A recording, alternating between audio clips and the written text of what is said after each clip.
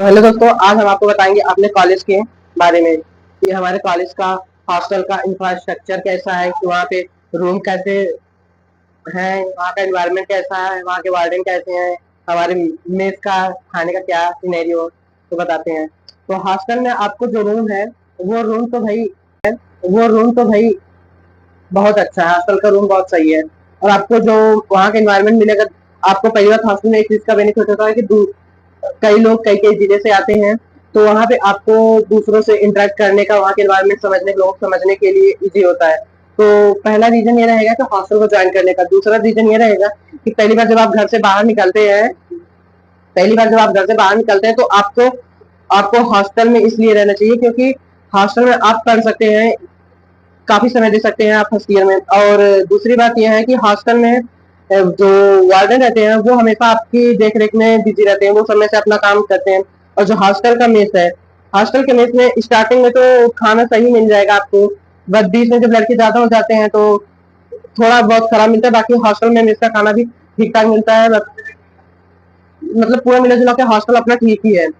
और हम अपने अब कॉलेज के पे आ जाते हैं, जो बहुत ही इम्पोर्टेंट है कि हमारा कॉलेज कैसा है हमारे पढ़ाई के मामले में और प्लेसमेंट के मामले में, वो सब देखते हैं। तो हमारा कॉलेज जो है पढ़ाई के मामले में तो सही है। वहाँ पर यहाँ पर आपको पढ़ाई तो करा ही देते हैं। और यहाँ पर अपने कॉलेज में सबसे अच्छी बात यह है कि यहाँ पर इंटरनल मार्क्स हमको अच्छे मिलते हैं दूसरे कॉलेज के कंपैरिजन में। इंटरनल मार्क्स जो हमारे रहते हैं दूसरे कॉलेज के कंपैरिजन में अच्छे मिलते हैं। आप कहीं भी दूसरे कॉलेज में जाएंगे तो वहां पे आप पता कर लीजिएगा, चाहे आर हो चाहे एफ हो, सब में वो आपको डेली कॉलेज बुलाएंगे फोर्थ ईयर तक। और जो वहां पर इंटरनल मार्क्स देंगे, अगर आपका 90% अटेंडेंस है तो इंटरनल मार्क्स आपको 28 से 29 के बीच, 29 तो ज्यादा हो जाएगा, 29 तक देते हैं।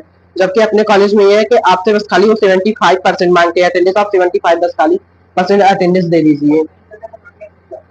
और फिर इसके बाद आपको कॉलेज में जो पढ़ाई होती है, वो कॉलेज में पढ़ाई बहुत अच्छी होती है।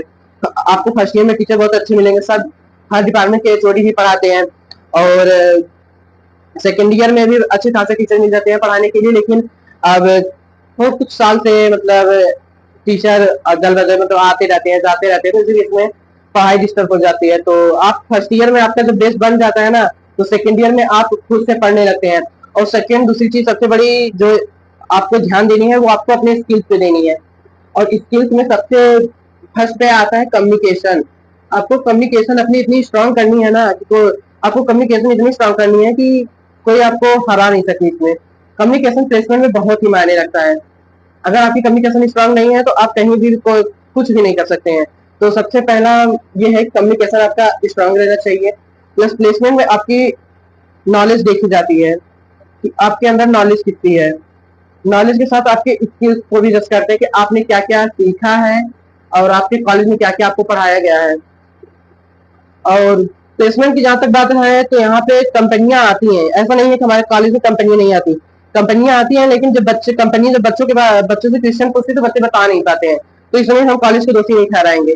कॉलेज वाले प्लेसमेंट कराते हैं, हालांकि यहाँ स्टार्टिंग में करा ही देते हैं 18 के, 20 के, 22 के।